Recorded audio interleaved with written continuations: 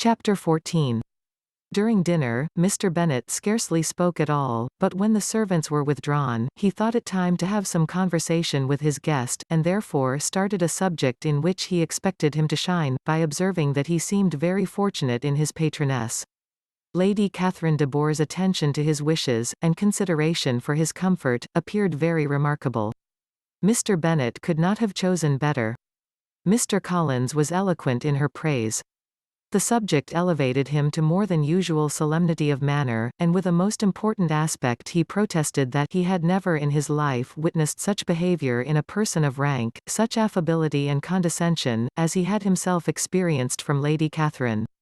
She had been graciously pleased to approve of both of the discourses which he had already had the honour of preaching before her.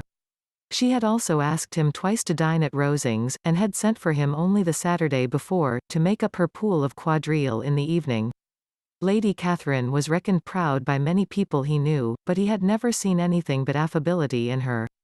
She had always spoken to him as she would to any other gentleman. She made not the smallest objection to his joining in the society of the neighbourhood nor to his leaving the parish occasionally for a week or two, to visit his relations.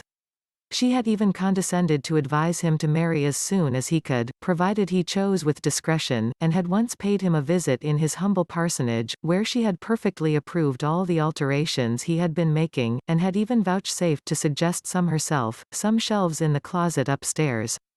"That is all very proper and civil, I am sure," said Mrs. Bennet, "and I dare say she is a very agreeable woman. It is a pity that great ladies in general are not more like her. Does she live near you, sir?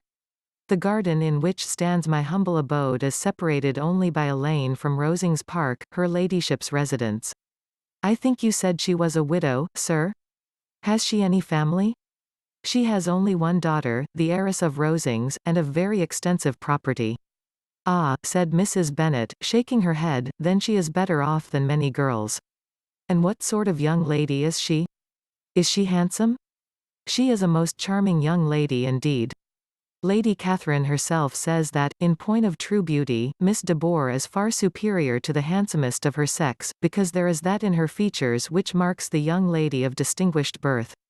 She is unfortunately of a sickly constitution, which has prevented her from making that progress in many accomplishments which she could not have otherwise failed of, as I am informed by the lady who superintended her education, and who still resides with them. But she is perfectly amiable, and often condescends to drive by my humble abode in her little phaeton and ponies. Has she been presented? I do not remember her name among the ladies at court.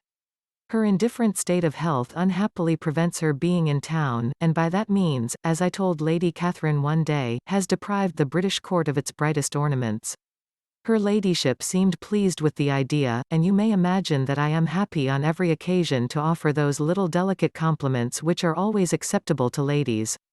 I have more than once observed to Lady Catherine, that her charming daughter seemed born to be a duchess, and that the most elevated rank, instead of giving her consequence, would be adorned by her. These are the kind of little things which please her ladyship, and it is a sort of attention which I conceive myself peculiarly bound to pay." "You judge very properly," said Mr. Bennet, "and it is happy for you that you possess the talent of flattering with delicacy. May I ask whether these pleasing attentions proceed from the impulse of the moment, or are the result of previous study?" "They arise chiefly from what is passing at the time, and though I sometimes amuse myself with suggesting and arranging such little elegant compliments as may be adapted to ordinary occasions, I always wish to give them as unstudied an air as possible." Mr. Bennet's expectations were fully answered.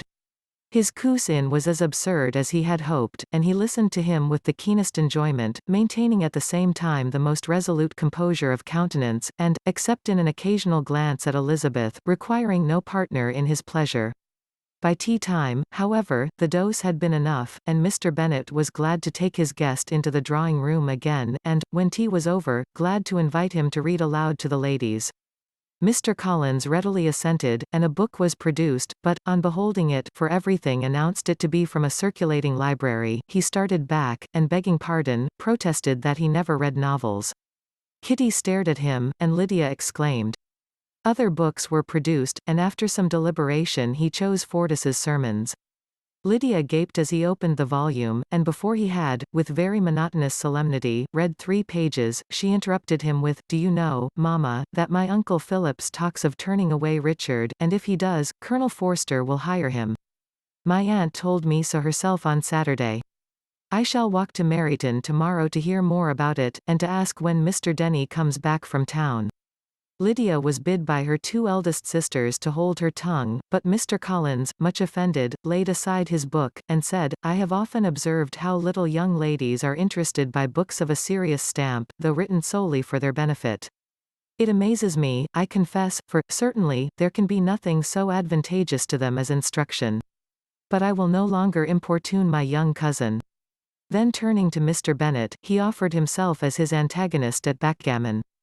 Mr. Bennet accepted the challenge, observing that he acted very wisely in leaving the girls to their own trifling amusements. Mrs. Bennet and her daughters apologized most civilly for Lydia's interruption, and promised that it should not occur again, if he would resume his book, but Mr. Collins, after assuring them that he bore his young cousin no ill will, and should never resent her behavior as any affront, seated himself at another table with Mr. Bennet, and prepared for backgammon.